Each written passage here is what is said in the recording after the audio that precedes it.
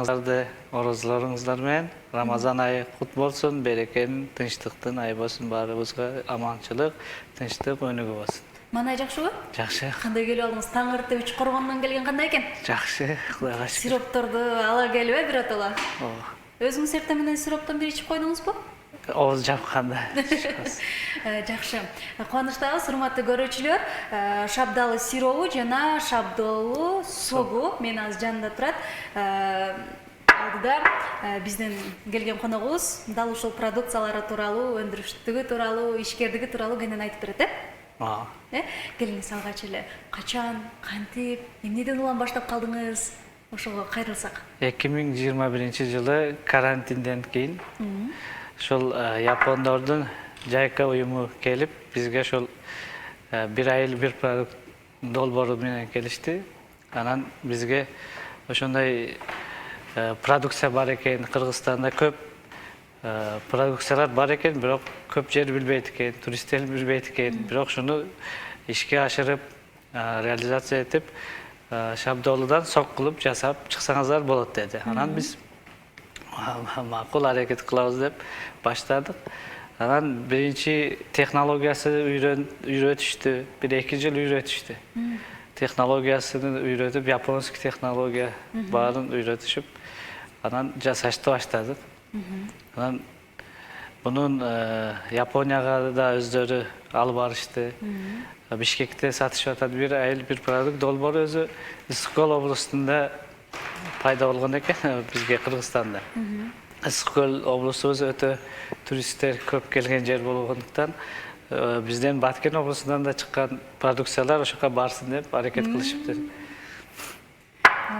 Сиз анан эмне үчүн шабдалы? Эмне үчүн анан сок, сироп? Кандай оюңузга келди атайын ушундай сокту жасоо? Бул сокту негизи көп киши жакшы ичет, жакшы көрөт. Таттуу, ширелүү, өрүккө окшош керек.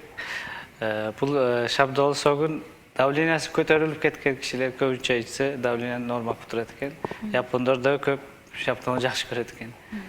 Сироп болсо жаш балдарга мындай азыр химикат көп чыгып атат да, ошон үчүн өзүбүздүн шабдалынын немесиден, ширесинен жесе деп шабдалынын сиробун чыгарганбыз.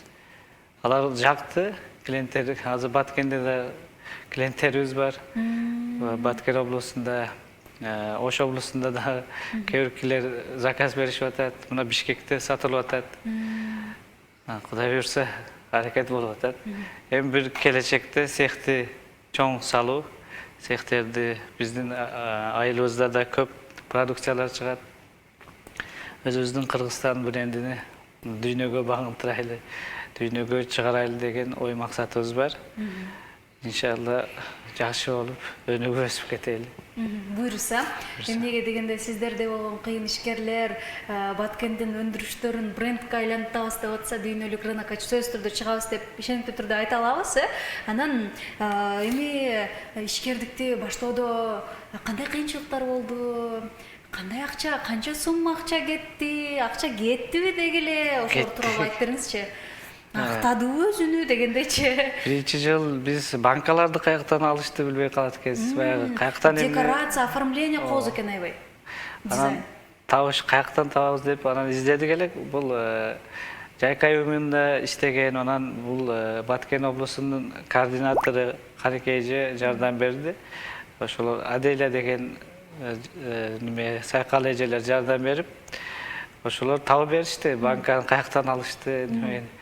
Казакстанда бар экен, бул банкасы өзү немеси кымбат түшөт экен да заводдордо. Банкасын өзү эле.